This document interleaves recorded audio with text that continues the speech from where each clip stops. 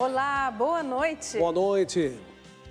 Discernimento na catequese. Papa faz reflexões sobre o resultado das escolhas. E garante que o que conta é depositar a confiança em Deus. Pontífice envia ajuda aos moradores afetados pelas chuvas na ilha de Ischia. Francisco nomeia bispo auxiliar para a Arquidiocese de Curitiba.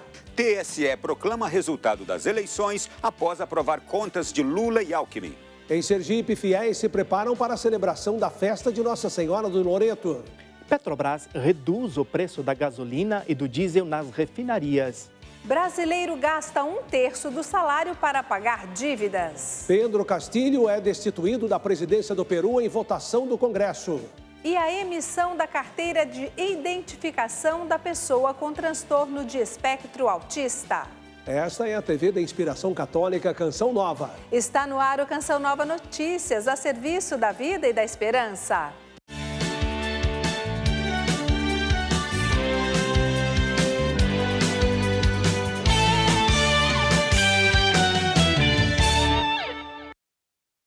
Na véspera da festa da Imaculada Conceição, o Papa Francisco, na audiência geral, nos convidou a pedir a intercessão de Maria para cumprirmos a vontade de Deus. O resultado de nossas escolhas. Este foi o tema central da catequese de hoje sobre o discernimento, realizada pelo Papa Francisco em Roma. Com a proximidade do inverno na Europa, a audiência geral foi realizada na Sala Paulo VI. Ao dar continuidade no ciclo de catequese sobre o discernimento, Francisco orientou que o tempo é um critério fundamental para reconhecer a voz de Deus. Afirmou também que o Espírito bom comunica paz, paz que traz harmonia, unidade, fervor e zelo. Uma pace que porta harmonia, que porta unidade, fervor e zelo. O Papa explicou que se o cristão dedicar meia hora a mais à oração e depois se sentir que vive melhor os outros momentos do dia, estando mais tranquilo, menos ansioso, com mais atenção às pessoas, desse modo se identifica que a bondade de uma escolha beneficia todos os âmbitos da vida, porque é participação na criatividade de Deus. O pontífice destacou que alguns aspectos auxiliam a colocar em prática estes ensinamentos. Primeiro, é preciso analisar se a decisão que tomamos é sinal de resposta ao amor e à generosidade de Deus. Algo que não nasce do medo, mas da gratidão. Outro elemento fundamental é a consciência, designo para o qual se deseja oferecer a própria contribuição. O terceiro sinal é a liberdade. Ao permanecer livre nas decisões, é possível encontrar a vontade do Senhor. Viver com liberdade sem apego, ensinou o Papa. Ao final, o Santo Padre disse que é necessário confiar no Senhor, que nos ama imensamente. Com Ele podemos edificar algo magnífico e eterno. Mencionou que a vida dos santos são bons exemplos de confiança no sagrado e, ao saudar os peregrinos de língua portuguesa, convidou: na véspera da festa da Imaculada Conceição, queremos pedir a graça de buscar em tudo e, acima de tudo, a vontade de Deus. A graça de cercar a vontade de Deus em tudo e sopra ogni cosa. Amanhã a igreja celebra a solenidade da Imaculada Conceição da Santíssima Virgem Maria. O Papa Francisco enviará o esmoleiro da Cúria Vaticana à ilha italiana de Ischia, severamente afetada por deslizamentos de terra e enchentes no final de novembro. Amanhã a cidade realizará o funeral das 12 vítimas. O pontífice deseja que os afetados por este luto sintam sua proximidade, também através de seu representante. Além disso, enviou aos familiares uma coroa do rosário, por ele abençoada, para que sintam o conforto da oração pontifícia e se confiem com esperança à Virgem Maria. O Papa Francisco nomeou hoje o padre Reginei José Modolo, bispo auxiliar para a Arquidiocese de Curitiba. O sacerdote faz parte do clero de Cascavel e até então exerceu o ministério de pároco na Catedral Nossa Senhora Aparecida. Natural de Braganey, no interior do Paraná, Monsenhor Reginei José tem 47 anos e foi ordenado padre em 2000. E em sintonia com toda a igreja, a Diocese de Patos de Minas, no Triângulo Mineiro, realizou a 5ª edição da Assembleia Diocesana. Pois é, oportunidade para avaliar os trabalhos pastorais da igreja particular e nortear o planejamento social de cada paróquia para o ano de 2023. A Assembleia Diocesana de Pastoral é um instrumento de comunhão e participação. Reúne membros da igreja comprometidos com o trabalho eclesial para definir prioridades, objetivos e programas de ação. A igreja é sinodal, a igreja que escuta, a igreja que acolhe, uma igreja que deve estar em comunhão e com participação de todos e na dimensão missionária. Com o encontro, a Diocese cumpre a convocação do Papa Francisco para uma igreja sinodal. Todos os sacerdotes, seminaristas, nós temos a alegria de concluir esse momento, fazer uma avaliação do nosso plano pastoral, uma avaliação de tudo aquilo que foi ouvido nas nossas paróquias, nas nossas comunidades. Além disso, essa é uma oportunidade para tomar decisões amplas. Os agentes de pastoral participam e auxiliam na construção de ações da Igreja Diocesana. O intuito de avaliarmos, celebrarmos, revermos a caminhada de fé, mesmo com os desafios existentes de uma igreja que está intimamente em saída, levando a palavra, o anúncio de Deus. Vamos agora a Brasília, porque o Supremo Tribunal Federal deu início ao julgamento das ações que debatem a constitucionalidade das emendas de relator à Lei Orçamentária Anual, que ficou conhecida durante o período eleitoral como orçamento secreto. A votação é necessária para determinar as ações do próximo governo com o Congresso Nacional. Então vamos à capital federal chamar Camila Castro, que traz mais informações. Uma boa noite para você, Camila. Olá, Adriana, boa noite para você, boa noite a todos que estão nos acompanhando neste momento. Olha, o Supremo Tribunal Federal estava julgando até agora há pouco as ações que discutem a constitucionalidade do pagamento das emendas de relator, o orçamento secreto. Mas há cerca de 20 minutinhos aí, essa reunião foi suspensa após pronunciamentos de advogados das partes envolvidas da Subprocuradoria-Geral, que representa a PGR. E mais uma vez, então, este julgamento foi adiado, desta vez para a semana que vem. Esta discussão, recebeu espaço no STF após a ministra e também presidente do STF, Rosa Weber, que é a relatora deste caso, receber então aí das mãos da equipe de transição do Lula alguns detalhes aí da PEC do estouro. E falando sobre a PEC do estouro, no Senado Federal, neste momento está acontecendo uma votação muito importante, justamente a PEC da transição, que ontem passou pela CCJ, agora está sendo votada no plenário do Senado Federal, precisa ser votada ainda hoje em 2 turnos e são necessários pelo menos 49 votos favoráveis.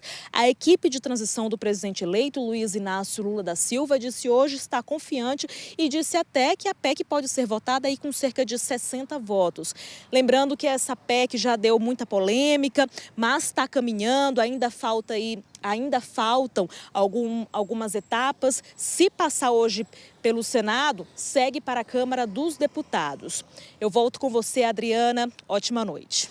Obrigada, Camila. Uma ótima noite para você. É com você, Reinaldo.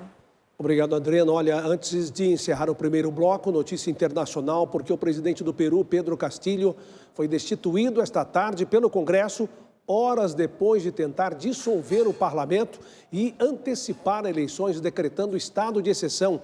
O legislativo reagiu ignorando a ordem e aprovou o afastamento do presidente de esquerda, que foi preso, e convocou a vice-presidente Dina Boluarte a tomar posse como presidente. O afastamento foi aprovado por 101 votos a favor, 6 contrários e 10 abstenções. Estamos de volta e em conexão com Sidney Fernandes em São Paulo, porque hoje o governador de São Paulo teve um encontro com o Papa. Boa noite, Sidney. Sim, boa noite a vocês e a todos que nos acompanham neste momento. Hoje, durante encontro no Vaticano com o governador de São Paulo, Rodrigo Garcia, o Papa Francisco disse que está rezando pela saúde de Edson Arantes do Nascimento, o Rei Pelé. O ex-atleta segue internado no Hospital Albert Einstein, aqui em São Paulo, para tratamento de um câncer e uma infecção respiratória. E sobre economia, a Petrobras reduziu o preço da gasolina e do diesel nas refinarias. Por litro do diesel, a redução foi de 40 centavos e para a gasolina, 20 centavos, o que de certa forma traz um alívio ao consumidor. Os novos preços já estão valendo nas refinarias. Resta saber se vai diminuir na bomba. A partir de agora, a venda do diesel às distribuidoras vai ser no valor de R$ 4,49, redução de 40 centavos com relação ao preço anterior.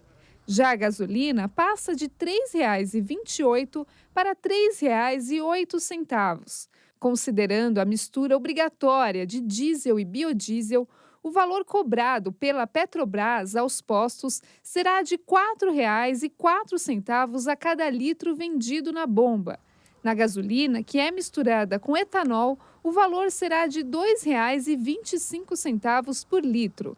Segundo a Petrobras, a diminuição de valores acontece em sintonia com o preço do mercado internacional.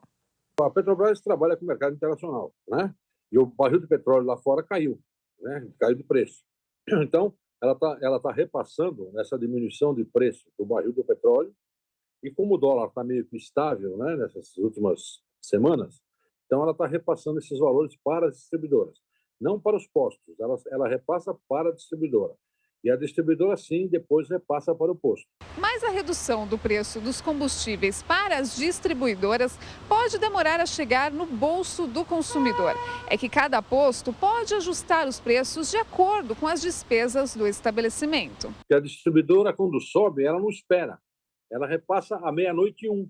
Quer dizer, vai subir à meia-noite? À 00:01 o produto já sai com preço novo. Então, quando é diferente, nós temos que depender dela. Então, se ela não me repassa o produto, eu não tenho como repassar ainda para o meu consumidor. Quer dizer, eu gostaria de repassar da mesma velocidade, mas a velocidade não é a mesma. Na aumento é uma velocidade e na baixa é outra velocidade, a velocidade do mercado. Já tem alguns postos que já receberam o produto e já estão repassando. E o IBGE adiou mais uma vez a conclusão do Censo Demográfico de 2022. A pesquisa começou em agosto e estava prevista para terminar este mês. Quem tem os detalhes é o repórter Flávio Rogério. Até agora foram recenseadas mais de 168 milhões de pessoas em mais de 59 milhões de domicílios do país. Isso representa quase 80% da população brasileira. Cerca de 29% estavam na região Nordeste, 39% no Sudeste, 14% no Sul, 8% no Norte e 7% no Centro-Oeste. O estado mais adiantado em termos de percentual de setores trabalhados é o Piauí, com mais de 99%. Já o estado de Mato Grosso, com cerca de 84%, é o menor percentual de setores trabalhados. Pela primeira vez, o IBGE divulgou dados preliminares sobre a coleta de informações nos chamados aglomerados subnormais, como são chamadas as comunidades. Até então, foram contabilizadas mais de 12 milhões de pessoas vivendo nesses locais. Diante do percentual de brasileiros recenseados, o órgão já dá como certo o adiamento da conclusão do censo 2022 para janeiro de 2023. De São Paulo, Flávio Rogério, para o Canção Nova Notícias. As chuvas que atingem o estado da Bahia já afetaram 13.800 pessoas em 53 municípios. Os alertas de temporais permanecem no Espírito Santo, Paraná e em São Paulo. De acordo com as informações do governo da Bahia, além dos desalojados, 552 pessoas estão desabrigadas em 53 municípios, dos quais 31 estão em situação de emergência. Um idoso de 71 anos morreu ao tentar atravessar um riacho em Itapirucu. No Espírito Santo, a Defesa Civil alerta que podem ocorrer deslizamentos de terra em Cariacica, Fundão, Viana, Ibiraçu, João Neiva, Aracruz e Rio Bananal. Já no Paraná, as cidades de Araucária, Balsa Nova, ambas na região metropolitana de Curitiba, Contenda e Mandirituba, estão em alerta vermelho para chuvas. Em São Paulo, a Defesa Civil está monitorando riscos de enchentes em 3 pontos no estado nesta noite.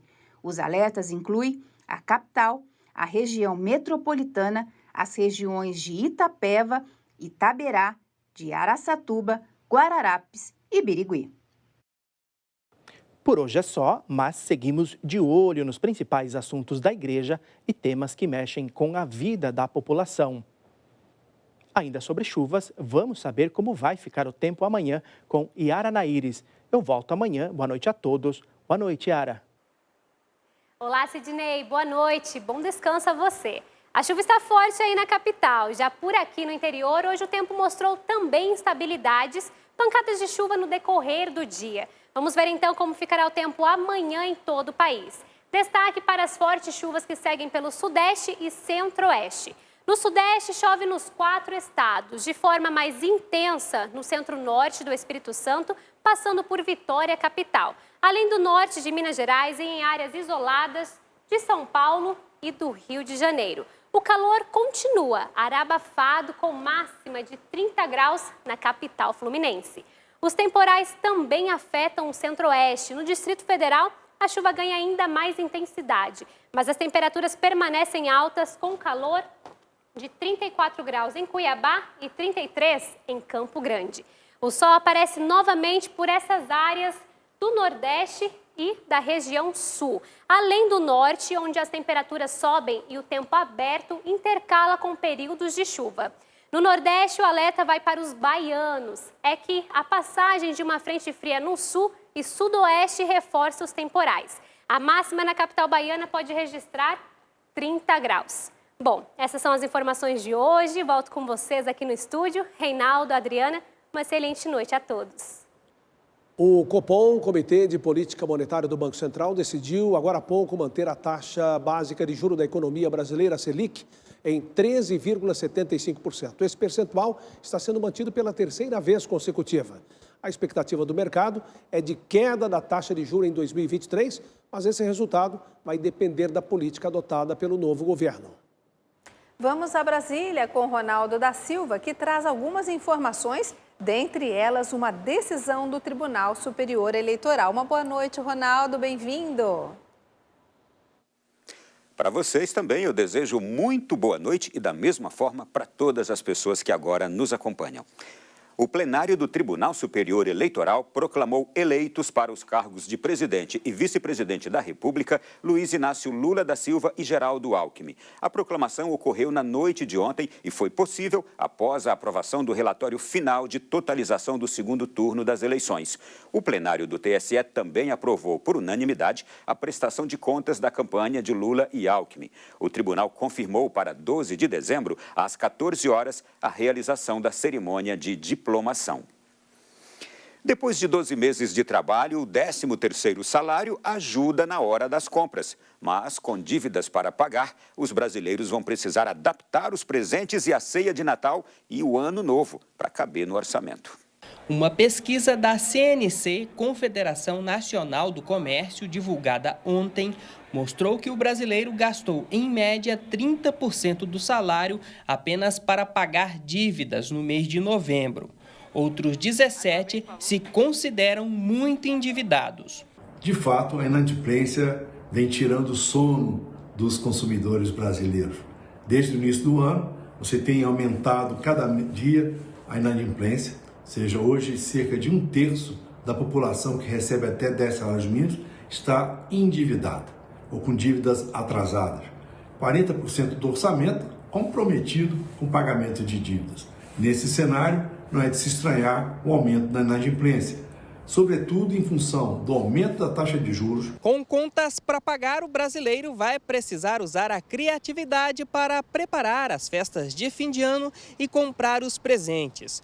O pagamento da segunda parcela do 13º salário vai injetar mais de 110 bilhões de reais na economia e pode ajudar nas compras. Se planejar com cuidado, vai dar para quitar algumas dívidas e comemorar a passagem de ano com a família. Para não se enrolar nas comemorações, a dica é moderar. Não gastar além do necessário e dar prioridade ao pagamento das contas, principalmente as de água, luz e gás. É necessário muita organização e, se possível, tentar poupar pelo menos 50% do 13º salário. Isso é muito importante, tem que ter consciência financeira e muita cautela. 2023 é projetada a redução dos juros e da inflação. Assim, a expectativa é de melhora no orçamento das famílias e alívio nas contas. A perspectiva para o próximo ano é de melhora, porque a inflação vem caindo e provavelmente os juros vão cair também, e aí as pessoas vão poder ter um orçamento mais equilibrado. Uma decisão liminar da Justiça Federal do Rio de Janeiro determinou a prorrogação por mais 3 meses do prazo de atualização do CadÚnico, o Cadastro Único dos Programas Sociais. O Tribunal Regional Federal também determinou que o governo federal não cancele benefícios de pessoas com dados desatualizados. O prazo para atualização terminou no último dia 11 de novembro. O cadastro é o principal instrumento para o governo federal incluir famílias de baixa renda nos programas Auxílio Brasil, Tarifa Social de Energia Elétrica e no Benefício de Prestação Continuada, o BPC. A Comissão de Defesa dos Direitos da Mulher na Câmara dos Deputados deu mais um passo para a aprovação do Estatuto do Nascituro nesta quarta-feira. O projeto de lei dá providências para preservar a vida desde o ventre materno. A reunião começou por volta das 9 horas da manhã. Depois de muita discussão entre os parlamentares, a presidente da comissão encerrou os trabalhos por volta das 3 da tarde. Mas a votação do projeto de lei do Estatuto do Nascituro, que afirma o direito à vida como inviolável desde a concepção, impedindo, por exemplo, o acesso ao direito do aborto nos casos permitidos por lei, acabou não ocorrendo na Comissão de Defesa dos Direitos da Mulher na Câmara. Mas foi adiado novamente, ficou para a semana que vem. Matéria muito importante, mas que teve novamente uma grande obstrução por parte de partidos como PT, PSOL. Foram mais de 3 horas de obstrução, mas a gente conseguiu vencer. Foi feita a leitura, teve o pedido de vista e agora o projeto retorna na próxima semana aqui na Comissão da Mulher para votação definitiva. O texto tramita na Casa há 15 anos e está em análise desde junho de 2017. Privilegia políticas públicas que incentivem que a gravidez seja levada até o fim. Entre os 20 projetos anexados ao Estatuto do Nascituro está o da deputada federal Carla Zambelli, que aumenta a pena para incitação ao aborto. E a proposta do deputado Gilberto Nascimento prevê outras punições, o mínimo de 6 meses de detenção para quem fizer publicamente apologia do aborto ou de quem o praticou, ou incitar publicamente a sua prática. Estamos de volta com Canção Nova Notícias e a gente vai falar da emissão da carteira de identificação da pessoa com transtorno do espectro autista. O documento concede uma série de direitos aos que têm essa condição. E nesta quarta-feira, em Belo Horizonte, foi possível ter acesso a essa carteira de forma mais rápida. A carteira de identificação da pessoa com transtorno do espectro autista, ou CIPTEA, como é mais conhecida, é um documento de identificação criado em 2020, emitido por órgãos estaduais, distritais ou municipais. Para ter a CIPTEA, a pessoa precisa apresentar uma cópia da carteira de identidade, uma foto 3x4 recente, um laudo médico com o CID da doença e o documento do responsável legal. Todas essas informações serão conferidas. A CIPTEA traz todas essas informações, tanto do beneficiário quanto do responsável legal. Atualmente, apenas os estados do Paraná e Minas Gerais oferecem o serviço. Por meio de agendamento, é possível ter acesso ao documento nas 32 unidades de atendimento do estado mineiro. Mas nessa quarta-feira foi diferente. Bastava chegar ao local para emitir a carteira. A CIPTEA não é apenas um documento para identificar pessoas com espectro autista. É também a garantia de atendimento preferencial a uma série de serviços. Essa pessoa, ela tem dificuldade, às vezes, de ficar em ambientes cheios, tumultuados. E a carteira vai garantir a ela atendimentos prioritários na saúde, na assistência social, na área cultural, onde ela precisar que esse direito seja assegurado. Rayane fez questão de comparecer. é que o atendimento prioritário faz toda a diferença para o pequeno Vitor, de 4 anos. Porque quando a gente vai no hospital, fica quase 3 horas esperando para ser atendido. Para a Gilcéria, a carteira de identificação especial do filho vai evitar constrangimentos. Às vezes as pessoas, você está numa fila, você pede para passar na frente, a pessoa já te olha com o olho torto. E assim, a gente não tem que ficar declarando aos 4 cantos que a pessoa tem uma deficiência, que a pessoa, é autista, porque na verdade o autismo não tem cara. Há um ano, a Ciptea é emitida em Minas Gerais de forma gratuita. Ao todo, já são quase 7 mil pessoas com documento no estado. O Ciptea faz a diferença porque a gente não tem que ficar carregando laudo e mostrando laudo em balcão de aeroporto ou na fila preferencial. Com a Ciptea, é possível fazer um rastreamento de quantas pessoas estão dentro do espectro autista e isso facilita também a criação de políticas públicas para a gente. E a gente continua torcendo pelo Brasil, né? Fiéis de Sergipe se preparam para celebrar a festa de Nossa Senhora de Loreto no próximo domingo. Nossa equipe em Aracaju visitou o local e conta um pouco mais do início dessa devoção. A igreja de Nossa Senhora do Loreto, em Sergipe, foi construída por um frade capuchinho que nasceu na Itália. A devoção a Nossa Senhora do Loreto começou no século XIII, numa região da Itália conhecida como Bosques de Loreto. Com o passar dos séculos, uma basílica foi construída no entorno da casa, que os cristãos na época atribuíram como sendo de José e Maria.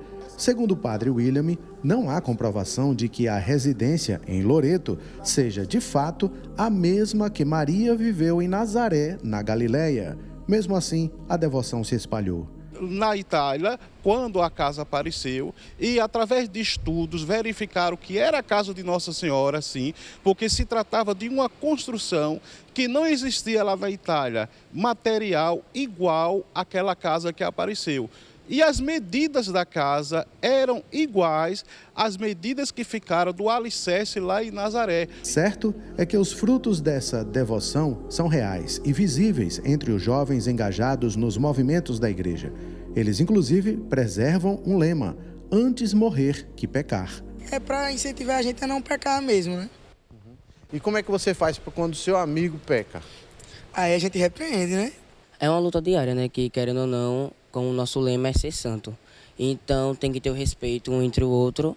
Sinais da presença divina também na vida de Dona Conceição, que contou pra gente um dos milagres atribuídos a Nossa Senhora do Loreto. Por mais de 10 anos, eu tive um estresse pós-traumático e era emocional.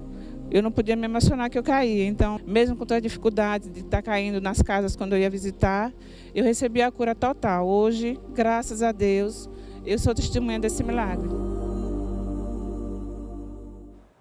E a Canção Nova é mantida pela ajuda generosa de pessoas que contribuem com a evangelização.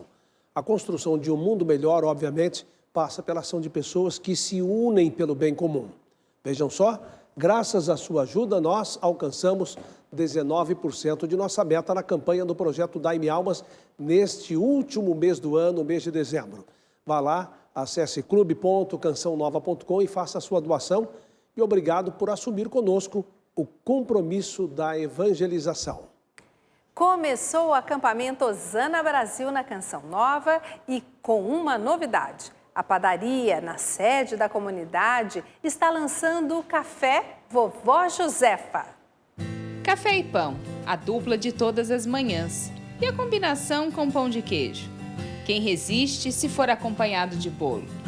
Se tiver lembrança de vó, então, fica perfeito. Casa da avó sempre tem um cafezinho, né? Quando os netos vão brincar na casa da avó, chegam ali, ela já logo coloca um cafezinho para ser passado. E hoje nós queremos proporcionar que esse mesmo café que você experimenta aqui na Canção Nova, você também possa experimentar na sua casa. A novidade da padaria Vovó Josefa, Cláudia e Rosângela conhecem bem. Tomou o café Josefa, o dia flui. Muito bom, muito bom. Eu gosto. O pacote de café é fruto de parceria com uma empresa que produz o grão. Ele é especial, né? Ele é arábica, então ele não é um café amargo, mas ao mesmo tempo tem uma intensidade de sabor e de aroma muito forte. Eu sou doida por café, é ótimo. Ele tem o sabor, a dosagem no ponto certo, eu não gosto nem muito fraco nem muito forte, uma delícia, eu amo. O café vem em um momento muito especial, que é a celebração dos 5 anos de funcionamento da padaria Vovó Josefa. E vai ter degustação para quem estiver aqui na Chácara de Santa Cruz, no acampamento Osana Brasil. É uma delícia, gente. Tudo que você adquire na Canção Nova, no departamento de alimentação, na padaria Vovó Josefa, você ajuda diretamente a Canção Nova. O lançamento, em breve, será disponibilizado para todo o Brasil. A marca Vovó Josefa é uma homenagem à mãe do fundador da Canção Nova. Tem panetone, chocotone, pão de São José, caneca e o café. Eu já vou tomar o café aqui, depois vou levar o pacotinho para casa, que daí a gente transporta para casa o sabor da Canção Nova, né? O cafezinho nosso de cada dia é adoçado com afeto, igual aquele de vó.